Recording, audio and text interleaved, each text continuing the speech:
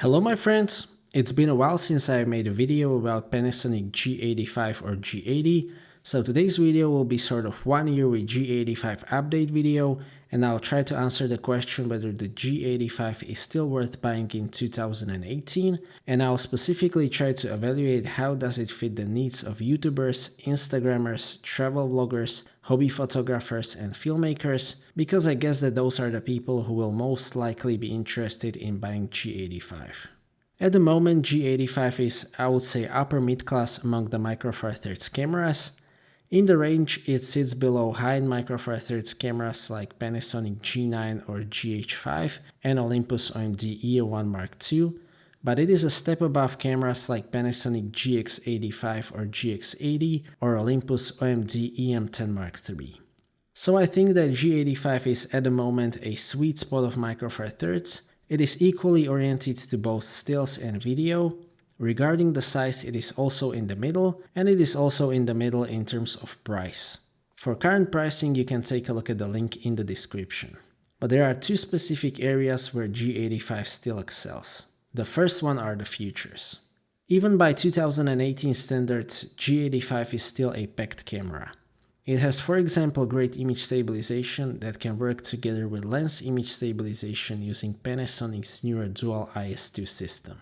It is not as good as Panasonic G9 or Olympus OMD EM1 Mark II. Those have incredible 6.5 stop stabilization, but it beats everything else on the market in terms of image stabilization. So that is still one of my most favorite features of the G85. The viewfinder on G85 is also very nice. It is 0.74 times magnification, 2.36 million dot OLED viewfinder. Again, there are some more advanced viewfinders in high-end cameras, but G85's viewfinder is definitely joy to use, and it is one of the better viewfinders on the market. G85 of course shoots very nice 4K video as well.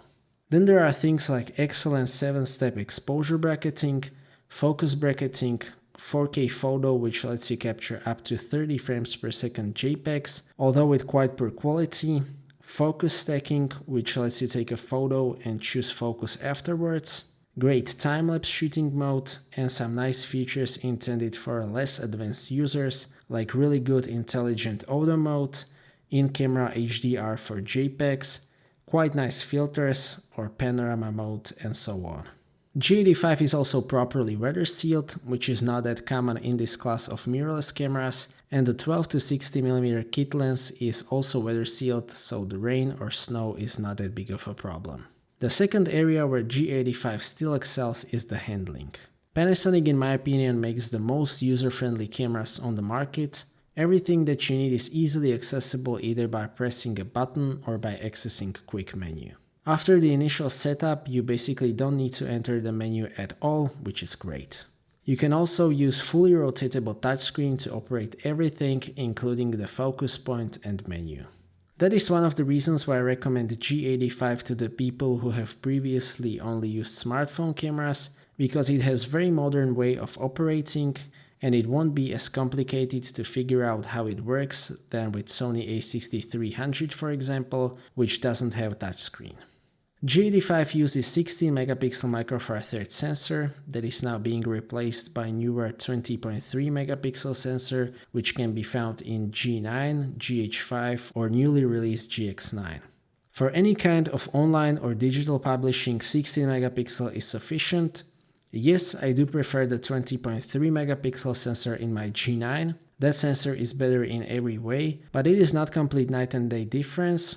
If you're a blogger or content creator or you post a lot on the Instagram, you don't really need more than 16 megapixels. 4K on YouTube is basically 8 megapixels.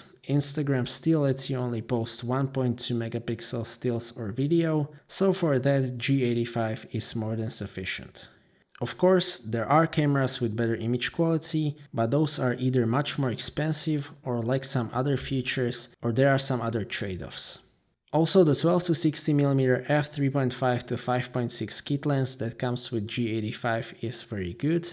I have recently compared it to Leica 12 to 60 and that video is also linked in the description. Also important is that the colors from G85 are very nice, which is important if you don't want to edit your pictures and video in post. There's a lot of picture styles for both stills and video to choose from, including some monochrome styles and flat cinema like D picture style, and you can also further customize them. For out of camera stills and video, natural is my most favorite picture style.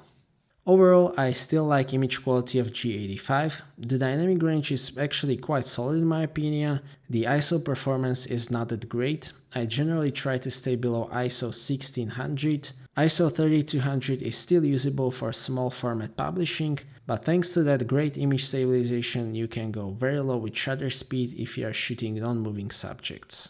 So regarding the video, G85 shoots 4K up to 30 frames per second. There's a little bit of crop in 4K video, but not that much. 4K video is not quite as good as from Sony a6500, Panasonic G9 or GH5 because those shoot 6K or 5.2K and downsample that to 4K instead of cropping, but G85's 4K is still great and I definitely can't complain about video quality on G85. It also shoots up to 60 frames per second 1080p video. 1080p video quality from G85 is one of the best on the market. It is much better than 1080p video from Canon cameras or Nikon DSLRs, so if you intend to only shoot 1080p, G85 is great for that, and there is of course no crop in 1080p video. Basically for what it is, G85 performs really good within the limitations imposed by slightly older micro four thirds sensor, and for intended purposes it doesn't have significant weaknesses except for the autofocus in video. I have made a separate video about the video autofocus in G85 and it will also be listed in the description. The conclusion is that the autofocus in 4K video is usable, but you have to use it carefully and in difficult situations it can be tricked. Autofocus in 1080p video works better since the camera has more processing power available for autofocus, but it is still not perfect.